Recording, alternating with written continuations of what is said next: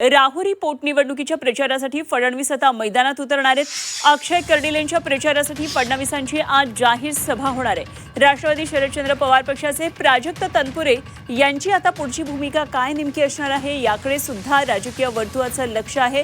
प्राजक्त तनपुरे आज आपली भूमिका जाहीर करणार असल्याचं कळत आहे आणि तनपुरे मुख्यमंत्री देवेंद्र फडणवीस यांना सुद्धा भेटण्याची शक्यता आहे. त्यामुळे या महत्त्वाच्या राजकीय घडामोडीकडे सगळ्यांचं लक्ष लागलेलं आहे. राहुरीमधल्या पोटनिवडणुकीसाठी प्रचार सभेसाठी आज फडणवीस जरी राहुरीमध्ये जाहीर सभेसाठी येत असले तरी प्राजक्त तनपुरे यांची आज पुढची राजकीय वाटचाल ते काही जाहीर करतात का याकडे सुद्धा लक्ष लागलेलं आहे आणि याच दरम्यान ते फडणवीसांची भेट घेतात का हे पाहायचंय.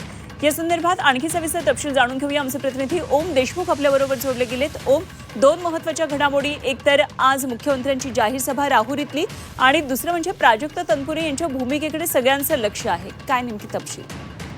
अगदी बरोबर आहे. खरं तर आपण पाहिलं असेल राहुरीमध्ये पोटनिवडणूक होते आणि या पोटनिवडणुकीमध्ये अनेक महत्वाच्या घटना देखील घडलेल्या पाहायला मिळाल्या. मुख्यत्वे प्राजक्त तनपुरे राष्ट्रवादी काँग्रेस शरद पवार पक्षाचे जे नेते आहेत आणि जे मंत्री देखील राहिलेले आणि विशेषत्वानं जयंत पाटील यांचे ते भारतीय आहेत, यांचा खरं तर यामधला रोल नाही महत्वाचा ठरतोय. ते आधी उमेदवारी अर्ज दाखल करणार होते, परंतु भाजप प्रदेशाध्यक्ष आणि विखे पाटील या दोघांच्या मध्यस्थीनंतर त्यांनी निवडणुकीतून माघार घेतली. त्यानंतर त्यांची जी विधानं सातत्याने येत आहेत त्यातून कुठेतरी तनपुरे वेगळा निर्णय घेण्याच्या मानसिकतेमध्ये आहेत हे सातत्यानं निर्देशित होत आहे.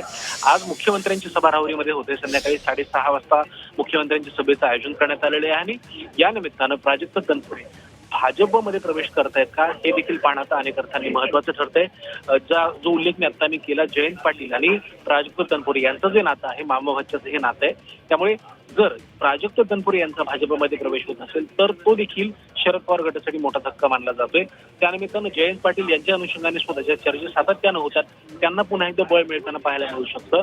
राहुरीमध्ये आपण पाहिलं असेल की कुठेतरी शरद पवार गटाकडनं उमेदवार देण्यात आला होता आणि या उमेदवारावरून सुद्धा एकंदर उमेदवार देण्यावरून सुद्धा भाजप आणि महायुतीकडनं नाराजी व्यक्त करण्यात आली होती.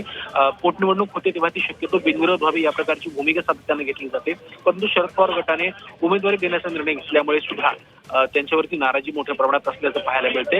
या सगळ्या गोष्टी लक्षात घेतल्या तर मुख्यमंत्र्यांची सभा आणि त्या दरम्यान प्राजक्त तनपुरे यांच्याकडून नेमकी काय भूमिका घेतली जाते हे देखील पाहणं महत्वाचं असणार आहे. कारण यावर राहुरीतले आणि नगर जिल्ह्यातले सुद्धा राजकीय समीकरणं बऱ्याच अंशी अवलंबून आहेत. त्यामुळे आजच्या सभेत नेमकं काय होतंय आणि शरद पवार गटाचे नेते माजी मंत्री प्राजक्त तनपुरे भाजपमध्ये प्रवेश करतायत का हे देखील पाहणं नगर जिल्ह्याच्या राजकारणाच्या दृष्टीनं अत्यंत महत्वाचं. अगदी ओम, जरूर लक्ष ठेवून राहा. या सर्व घडामोडींवर आपण आणखी पुन्हा चर्चा करूया. तुर्तास धन्यवाद दिलेल्या माहितीसाठी. ओम देशमुख आमचे प्रतिनिधी आपल्याबरोबर होते.